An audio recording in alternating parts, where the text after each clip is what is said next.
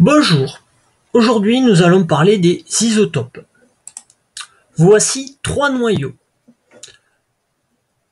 Les boules jaunes avec un plus sont des protons. On voit donc, cela permet de rappeler que le proton est chargé positivement. Les boules oranges sont des neutrons. Le premier noyau comporte un proton et 0 neutron. Le deuxième noyau comporte un proton et un neutron. Le troisième noyau comporte un proton et 2 neutrons. On remarque donc que ces trois noyaux ont un seul et unique proton. On peut donc dire que les atomes correspondants ont le même numéro atomique Z égal à 1. Regardons dans un tableau périodique, appelé aussi classification périodique, à quel élément correspond le numéro atomique 1. Donc le numéro atomique dans un tableau périodique est repéré en haut à gauche de la case. Donc on voit que ce numéro atomique 1 correspond à l'élément hydrogène de symbole H. Ces trois noyaux correspondent donc à des noyaux d'hydrogène. Si l'on reprend les notations AZX vues dans la vidéo présente, alors on notera 1, 1H, le premier noyau, puisque Z égale 1, puisque 1 proton, et A égale à 1 proton plus 0 neutron, donc égale à 1.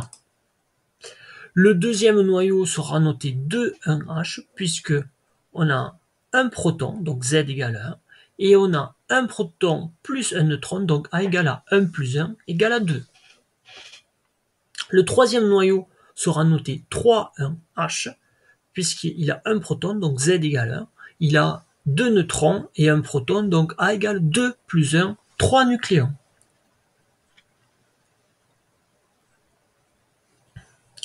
On peut donc donner, donc en utilisant la notation AZX, on voit donc que les noyaux isotopes ont le même nombre Z, donc pour ces trois noyaux, le même nombre Z, en bas à gauche de la notation, soit appelé aussi numéro atomique,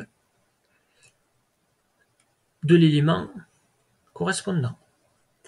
On peut alors donner la définition de noyaux isotopes. Des noyaux seront isotopes s'ils ont le même nombre de protons, donc même numéro atomique Z, ici Z égale 1, mais un nombre de neutrons différent, donc un nombre de masses A différent.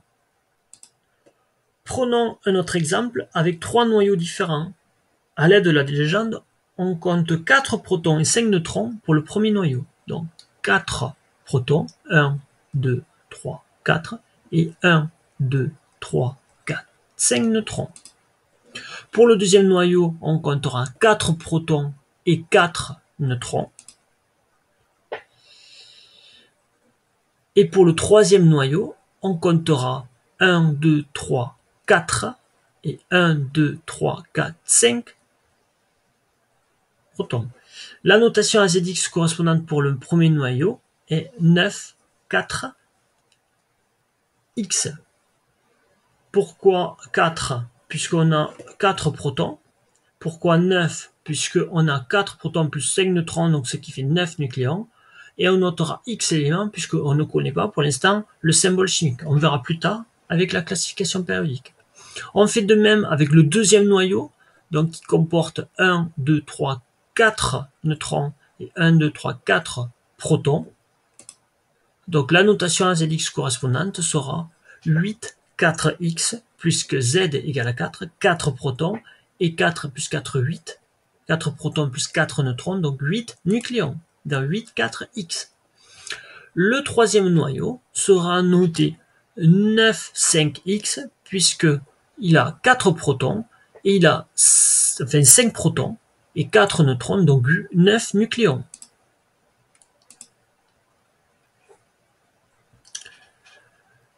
Parmi ces trois noyaux, deux sont isotopes, le premier et le deuxième. Alors, d'abord, nous allons donner les notations des noyaux. Donc, le premier noyau a 4 protons, donc ce qui correspond ici dans le tableau périodique, Z égale à 4 correspond à l'élément beryllium. Le deuxième noyau qui a aussi 4 protons dont Z égale à 4, correspond aussi à l'élément beryllium. Le troisième noyau, qui a 5 protons dont Z égale à 5, correspond à l'élément bore. D'où les notations suivantes des noyaux. 9,4Be pour le premier noyau, 8,4Be pour le deuxième noyau, 9,5B pour le troisième noyau. On remarque que parmi ces trois noyaux, les deux premiers sont isotopes. Pourquoi sont-ils isotopes? Puisque Z égale à 4 pour les deux premiers noyaux. On voit aussi que deux noyaux isotopes ont le même symbole chimique, ici le beryllium, Be.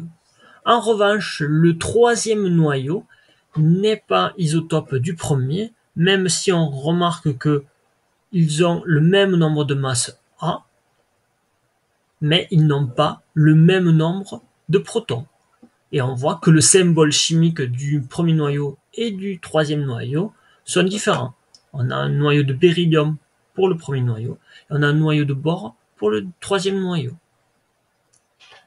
Donc un élément chimique est donc caractérisé par un nombre de protons donné, donc un numéro atomique, et correspond à un seul et même symbole. Merci de votre attention. À la prochaine fois. Au revoir.